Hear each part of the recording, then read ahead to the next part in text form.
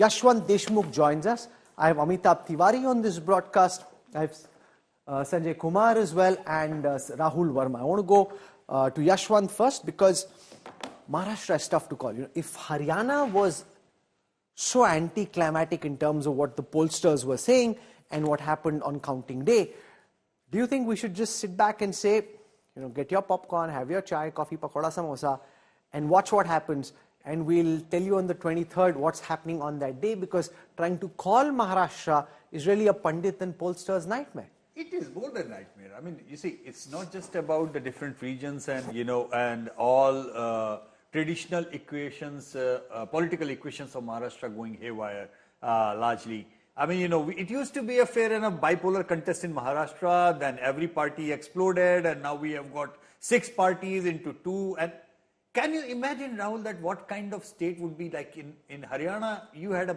largely bipolar contest, and still the others undecided, and basically the rebel candidates, they kind of, did what they did. Now imagine a 6-cornered thing in Maharashtra, and only 2 guys are gonna get the tickets from the 2 fronts, and rest of the 4, at least be minimum 4 number of rebel candidates in each and every seat.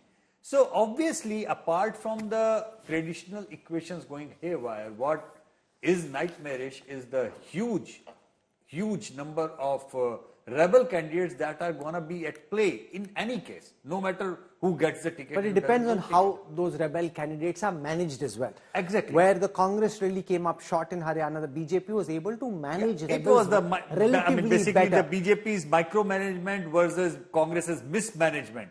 Rahul Verma, can it be said that post Haryana, the BJP now has the edge?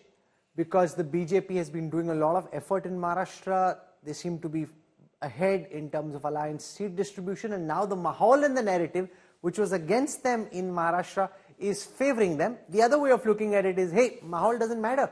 It didn't matter on the 8th of October, it didn't matter on the 4th of June, so just sit back, have popcorn, mahal, narrative, pundits don't matter. Maybe, see, I think what we have learned over last 12 months, that every round of election cycle produced a result which was contrary to the expectation. So in that sense, what Maharashtra and Jharkhand is going to throw up, we don't know at this stage. What we definitely know, that after the Haryana and J&K result, the BJP, which seemed down and out, has got some sort of like psychological boost which must have gone to its cadre. And perhaps it might have also learned from its mistakes in 2024 Lok Sabha elections and are making adjustments to those mistakes, which might have resulted them a victory in Haryana. Hopefully, Congress learns from its mistakes in Haryana, and we'll see a much sort of like a closer fight. What is definitely going to happen in Maharashtra is a nail-biting finish. Even in 2024, when the Maha Vikas Aghadi got 30 seats, the vote share difference between MVA and Mahayuti was less than 1 percentage point, which is what we saw in Haryana also. Seat distribution are going to be very, very different, but vote shares are going to be very close. Sanjay Jha, if the question is, if the Congress couldn't win Haryana, where they had everything going in their favor, you had a strong regional leader, 10 years of anti-incumbency, the BJP forced to change CMs midway, and the same happened in Chhattisgarh as well, where the Congress party had a real shot. Then when it comes to Marathwada, when it comes to Vidar, people who are watching at this time will say, boss, direct fight mein ke bas ki nahi hai. 4th of June was the aberration. Chhattisgarh, Madhya Pradesh, Haryana, this is the default template. Anything else was the outlier. And remember, the BJP won on the 8th of October, despite the mahal and the narrative. So this idea, this victim complex that the Congress has, that the BJP wins because of narrative or media or influencers or mahal, that's really come a cropper. That's proven to be untrue. Rahul, in my opinion, the defeat in Haryana is providential for the Congress and the Maha Vikas Aghadi in Maharashtra. And I think the Congress is clearly woken up. If you notice, they have been quick in getting the meetings happening. They have already appointed their observers. And I think the Congress has recognized that it cannot afford to have a repeat of Haryana, Chhattisgarh, Madhya Pradesh, and Punjab anymore. Otherwise, this will be a self inflicted damage. Now, here is the critical point on Maharashtra. I think you have done a wonderful graphic display of past trends, including the issues that will dominate the election. But I can tell you what's happening here in Maharashtra from my perspective in terms of my conversation with people. The critical factor is going to be Ajit Pawar here.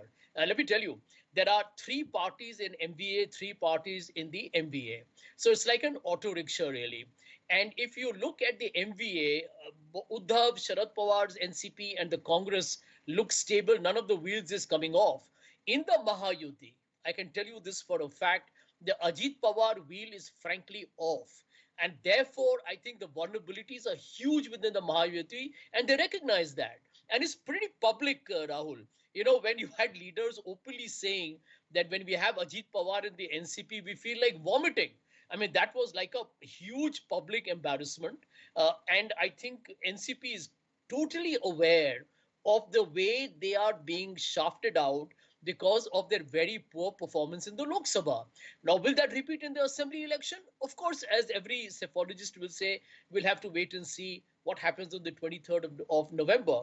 But the bottom line is that the seat distribution, the fact that Ajit Pawar is seen as a political liability, the BJP and Shinde Shiv Sena are seeing that any seat given to Ajit Pawar is actually like a net deficit in terms of the way it will accumulate for the Mahayuti, is already showing that the tailwinds will be in favor of the Mahavikas Aghadi. Again, having said that, the truth is, and I say so very often publicly, if the MVA were to nominate and publicly declare Uddhav Thackeray as their chief ministerial candidate, I think that clarity of leadership will be a huge plus for the MVA.